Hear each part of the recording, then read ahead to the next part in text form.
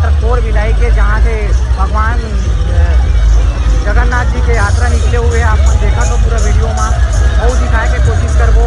यहाँ के जन सब ला, यहाँ के जगन्नाथ भगवान के जो भक्तजन है, आप मन देखा तो कितना संख्या में यहाँ जो आए हुए। आप मतलब वीडियो के माध्यम से दिखाए के कोशिश करबो। जोहार छत्तीसगढ़ वीडियो में बने रहो, लाइक सब्सक्राइब करते रहो हमारे। जोहार छत्तीसगढ़ गाइस। आज ये नज़ारा जो देख रहे हो भिलाई का सेक्टर 4 का नज़ारा है। जगन्नाथ जी का यात्रा निकला हुआ है, देख सकते हो चारों तरफ माहौल कितना ज़्यादा है कि आदमियों का जनसौलाव, यहाँ खड़े होने के लिए जगह भी नहीं है।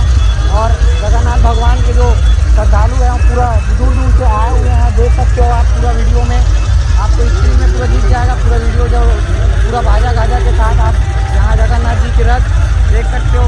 गाइस आगे की वीडियो में जो Turn left then turn right.